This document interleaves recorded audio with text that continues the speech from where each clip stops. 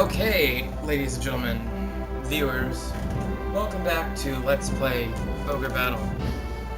In this episode, it's actually going to be much shorter than the others, because all I'm going to be doing today is I'm going to be basically arranging my units. Now, you're probably asking, why would you arrange your units? You came with a bunch of units with Warren.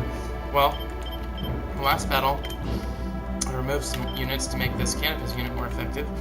I also think that this is about the time where you want to maybe rearrange your army a little bit and make it more alignment driven. So I'm going to go ahead and remove every character from my entire army, with the exception of this unit. I think I'm going to just keep them together for now. Okay, first things first, I'm going to see how many of my characters can upgrade their class. It looks like just three. There's two fighters and an Amazon. They're probably just going to both be eligible for Wizard. Amazon's probably going to be eligible for Cleric. I think I'm going to hold off on upgrades until I know what I need. So when I arrange my army, I usually like to put my special characters up front. Actually, it's not entirely true. I like to put my good characters up front, starting with the specials and then leading to the non-special. Okay, for now I'm just going to put my special characters up front. And that means I'm going to try to do it in the order that I got them. So Lands, Warren. By the way, when you click Add Character and you go to your character bank here, you will be able to create the leader for a unit.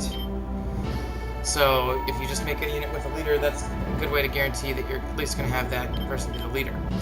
So I think Lands, Warren, and then I think it was Canopus and Gilbert. And I think that's going to be all for now. By the way, Canopus' unit, there's no way I'm not using their Hawkmen. So I'm going to keep them all together. Perfect.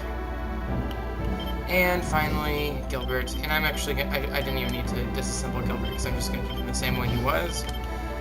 And I'm going to just put these worms, which are similar to dragons, in his units. I'm going to go with that kind of arrangement. Okay, now we have a little bit more flexibility. We had, I want to say, a total of approximately 10 units. I think what I need to do here is go ahead and make 9. So I'm going to go ahead and just choose 4 more leaders who look talented enough to lead a unit. Best criteria to determine who's going to be a good leader is charisma. So 68, 57. I want one of these clerics to be, so I'm going to choose the one with the better charisma, and I'm going to get an octopus. Let's see here. Which one was I using? This one was the one that I had been using. And then I'm going to put, let's see. I'm going to put these guys in that unit there. Okay, so there's my water unit. And then I'm going to go over here. I'm going to make a Doll Mage unit. Howard, he was a unit leader last time. He's got a high charisma, so that's good. And 2 more. Let's make a Beastman. Pizza with the highest charisma there. Go Pizza. And let's do another Wizard, shall we?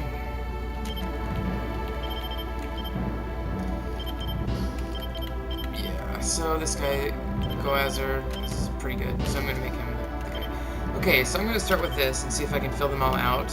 Might need to add 1 more unit. In order to determine which characters you add to your units, the best thing to do is to find people of a similar level and similar alignment. So these are mid to upper alignment, 4 to 5. Lance is high alignment at level 5. So I'm just going to remember that. So level 5, Lance, I think he needs... Let's put an Amazon and a... I want to get maybe a good aligned wizard. There. And then 2 fighters. I'm going to use these 2. These the second highest 2 that I found. Okay, and then I'm going to add to Warren. Warren, I think, is going to need a slightly less well-aligned unit around level 4. And I'm just going to use 2 wizards of similar level. Because I feel like, just from a storytelling aspect, it makes sense to have Warren be like training some additional wizards in the field, because he's like God. of wizardry. And then we'll put the 2 lowest aligned fighter types that I can find. So 50. All of them are so close to the middle. I'm going to go with 51 and 50, yeah. And I'm choosing these really high-level fighters for Warren's unit because I kind of want them to turn evil, but not as fast as Warren might if you weren't watching him. I'm going to add a couple of characters to this one. That one's going to be a little bit underlevel. And what about this other cleric? Can I add? No, I don't want to add him. There. That'll be fine. And the Doll Mage, I'll go ahead and add that cleric to the Doll Mage. Doll Mages tend to be good alignment. And I'll go ahead and add these guys. These are good aligned fighters, and let's do a Eliza. There we go. Beastman. I'm not sure if he's going to stay Beastman, but I'll go ahead. No, I'm going to leave Samson out for now. Go ahead and put these fighters up there. And let's go with the Wizard and another Beastman. There we go. Yeah, I'm almost certainly I'm going to have to make another unit. So I'll put the Wizard there, the Beastman, and 2 fighters, I suppose. And let's do one more unit real quick. And that's going to be, obviously, the Knight. He's going to have to lead that one. With a couple fighters, a couple of Amazons. Yes, yes. Okay. So, just to be on the safe side, I'm going to make sure that those upgradable units are not upgradable in their current form. I could make that one guy a wizard. I could make her a cleric. I'm going to make her a cleric.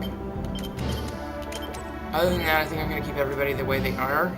Now, this is a bit more time-consuming process. Now that I've got my 10 units arranged, generally speaking by alignment and class type, I'm going to go ahead and just take a look, and I've got a notepad and a pen here, and I'm going to go ahead and look, and it says 3, 3, 3, 3. So they're all level 3. So unit number 1, Joseph, level 3 average, and high sky terrain type, with an alignment that is approximately a neutral to above average. So I'm going to put on my little notepad just a little plus sign to indicate that it's a good aligned group.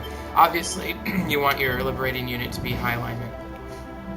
Okay, 5, 4, 4, 4, 4. So it's a little bit higher than level 4 average, so I put 4 with an up arrow to kind of indicate that it's a little higher. This is unit 2, lands, and he's a plains mover, as you can see up there, and his alignments, his character alignments are definitely a plus.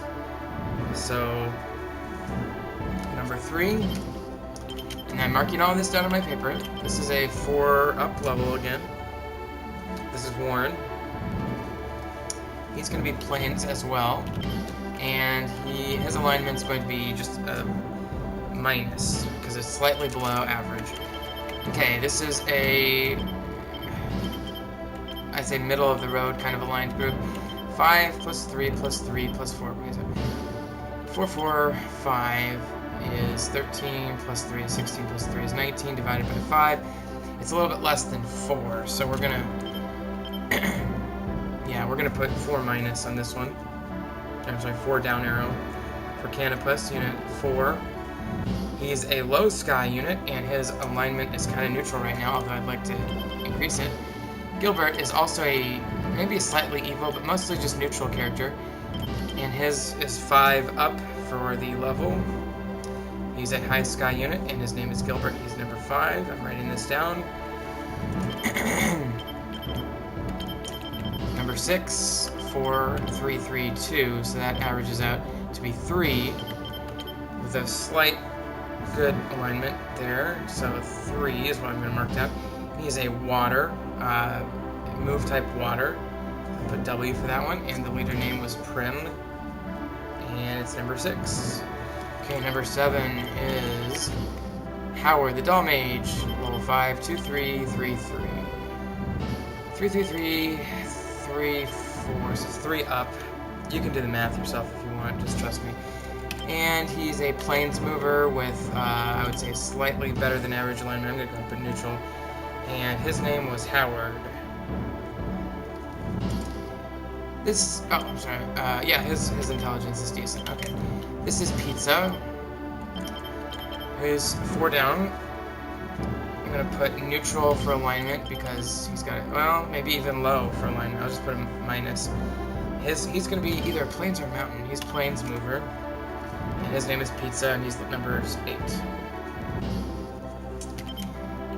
Number 9 is 55433, so that's 5533. So it averages out to be 4. Definitely a minus for alignment. And name is Ogre, number 9, and he is a plains mover. As you can see there. And then this is a plains mover. This is Samson, number 10. And his average level is 4, 2, 2, 3, 2. It's gonna be like 3. It's gonna be 3 down actually. And then his alignment is gonna be just, yeah, it's a pretty good alignment. He himself has a good alignment, so I'm gonna push plus there. So now what I've done is I've labeled all 10 units. I've got their average level, their terrain type, their general alignment, and their name and number. That allows me to pick which units I want to deploy in this next level. Generally speaking, I pick units to deploy who are weaker in level, so I can spread the experience around. Or I pick people who are going to be particularly useful, or if they're evil, I tend to have a higher standard about how much experience they need to be considered weak. So, just looking at my list, I can tell you right now that I've got 2 3s, Prim, number 6, and Joseph, number 1. Also, number 10, Samson, is a 3 down. So those 3 right there are my weakest units, and they all happen to be plus units, meaning units whose alignment is better than average. So I'm definitely going to be deploying numbers 1, 6, and 10. 1, 6, 10 are weakest units. Now, I'm going to avoid any good aligned unit that's 4 up or higher, so that takes out lands. And probably, that's probably about all that it takes out. Lands is still doing pretty well. So that leaves me with Warren, Canopus, Gilbert. Gilbert's level 5 up, so I'm going to not deploy him. He's neutral aligned, okay. I'm going to go ahead and mark Howard as deployable. He's 3 up. And then I'm going to mark, I'm going to do Pizza and Goazer. They're both negative aligned. One is Goazer's 4, Pizza's 4 down, meaning that their level is a little higher than our good units, but that's okay, because I want to develop their evil side, which means I want to have them kill units who are weaker than them. So, using this process, I've determined that I want to deploy units number 1, 6, 7, 8, 9, and 10. 1, skip, skip, skip, skip, 6, 7, 8, 9, and 10. And those will be the units that I deploy and work on in this stage. Now listen, viewers, you don't have to do this for every level. In fact, you don't have to do it at all if you don't want to. You can keep your units the way they were when you first made them, or you can shuffle them around as needed. I like to do this, if not every stage, then at least every, 2 or 3 stages, because it allows me to keep my alignments and character levels pretty consistent. I certainly like to analyze my units before engaging in battle, and so I think it's a helpful strategy. Sorry, I paused there. For just knowing your army. In the future, when I do this, I will tell you that I'm doing it, but I probably won't show you. I might show you one once we get a little bit higher level with some more interesting characters, another character arrangement. And certainly, if you ever see a video like this and you don't want to watch me go through that, you can just skip it. Anyway, thanks for watching, and we'll see you next time. And just remember, Professor Snuggles, he's got your back.